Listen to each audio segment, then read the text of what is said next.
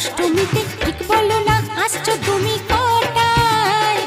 গোল প্রিন্টের শাড়ি পরে গড়িয়াহাটের মোড়ে আসতে পারি ঠিক সন্ধে 6টায়।